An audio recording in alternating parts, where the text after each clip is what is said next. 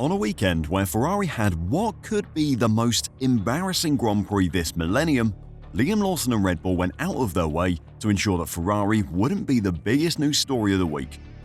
The new Red Bull driver finished dead last in both qualifying sessions and only made a handful of places up in each race, leaving him well out of the points even after the triple disqualification after Sunday's Grand Prix. It has been a predictably tough start to life at Red Bull for Liam Lawson, and the team know that something has to change. The question is though, are they going to make the right change and fix the obvious issue, which is their car, or are they going to continue looking for another Verstappen who can drive it in spite of its problems? Well, let's check it out. As far as tough starts to a full-time F1 career go, Liam Lawson has had it pretty bad. On the other side of the garage from him is the best driver of a generation, whose ability to control an unstable but fast car had helped make him a four-time world champion and put together the most dominant season in F1 history in 2023. The team Liam Joyant has been pushing the boundaries of what this unbelievably talented driver can do by creating cars which are theoretically faster but increasingly unstable. That team also expects themselves to compete for both world championships, despite building these cars which even the most talented driver in the sport is struggling to drive. Liam has stepped into a Red Bull team which expects him to be a driver with the skills of Max Verstappen, but who is also happy to let Max Verstappen win. Such a driver doesn't exist, and will never exist.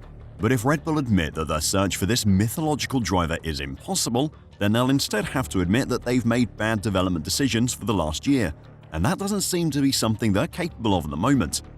How many talented drivers will Red Bull have to put through the meat grinder before they stop and say, wait, maybe we're the problem? Hopefully the events of the Chinese Grand Prix will start to show them the error of their ways.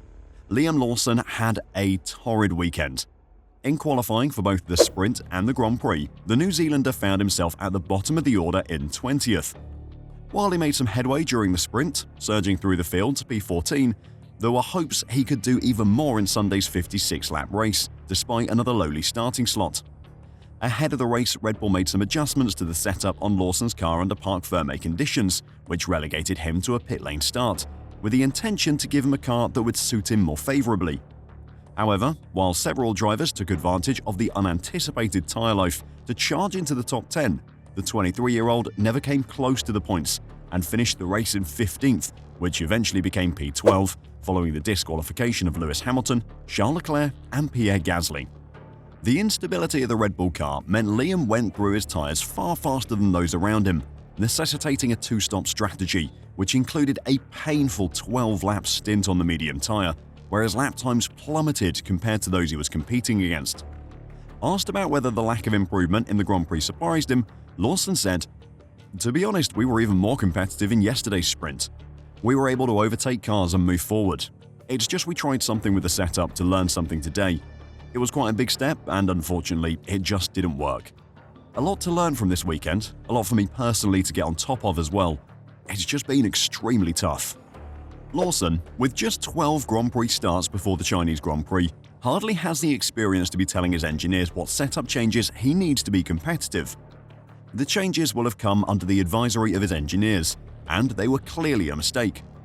The problem Lawson and Red Bull have is that no amount of setup changes is going to make the RB21 drivable and fast for him. Just ask Sergio Perez, who spent well over a season complaining about the car and tinkering with setups before being fired for his perceived underperformance. He must be sitting at home in Mexico screaming, "I told you so," at his television set.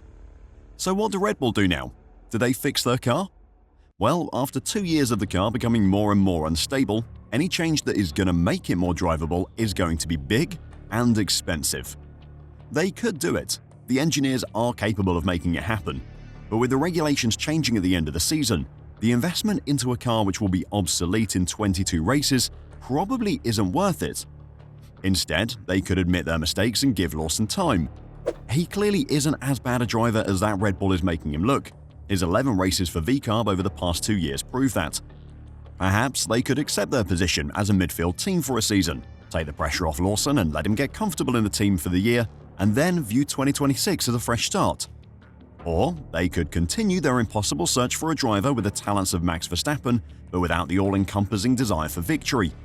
Sadly, if the reports are to be believed, They want to do the latter of the three options. Before I talk about Liam Lawson's impending replacement though, if you're enjoying the video and want to catch all the news and analysis from the 2025 F1 season, then make sure to give this video a like and subscribe to F1 Reverse. It really does help us out, so thank you very much. So the news as the teams left Shanghai for Japan was that Red Bull will have emergency talks over the team's performance this week. Christian Horner tried to explain why the Red Bull car is the way it is at the moment after the Chinese Grand Prix, and he expertly avoided saying that Max and Liam's struggles were the fault of the team. Max is quite specific in what he wants from a car to make it fast, and that is generally a very positive front end on the car, very sharp turning. Of course, the consequence of that is that it will unsettle the rear of the car, and that for a driver is tremendously confidence sapping. That's where he excels, that's where he's able to live on a nice edge of adhesion, and he's constantly asking for more and more front out of the car.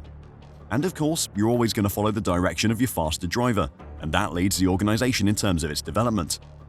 Of course, these comments don't exist in a vacuum. Max has been heard complaining about the car's balance and how unstable it is a number of times this season.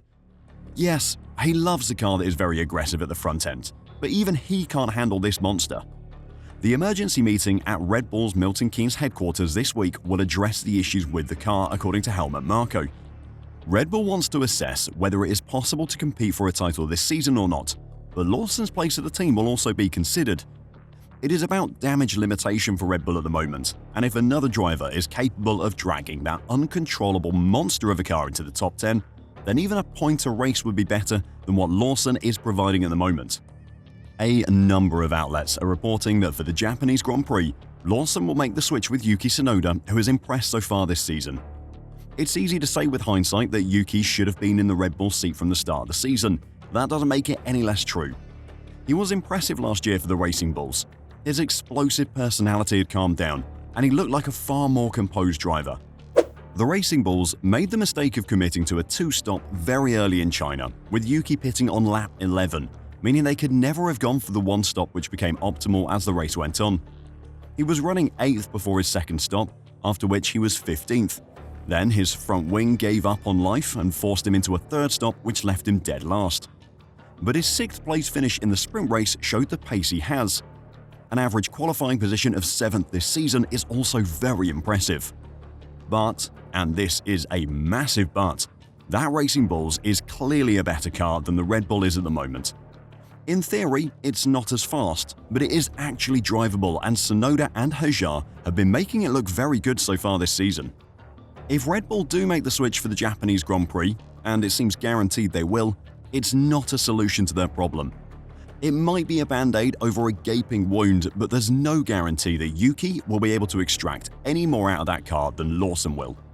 If he can produce some points finishes in it, then that would be incredibly impressive. But in the last 10 races, the second Red Bull car has only earned 7 points, all of those by Sergio Perez at the back end of last season. Yuki Tsunoda is not suddenly going to make Red Bull competitors for the Constructors' Championship. Verstappen has said it himself, the engineers have a duty to build a car that can be driven to the limit by more than just the 4-time world champion. If Red Bull don't do that, all they're going to do is ruin the career of a third driver by being unable to admit their own mistakes. The pressure here should not be on Liam Lawson, and it shouldn't be transferred to Tsunoda when Red Bull do make the swap. The pressure has to be on Christian Horner and his technical chief Pierre Vache. What was it Christian once said to Toto Wolff? If you've got a problem, change your effing car? Perhaps he should follow his own advice. Do you think Tsunoda is a solution to Red Bull's problems? And what do you think of Liam Lawson so far? Let me know your thoughts in the comments down below, and until next time, drive safe and bye for now.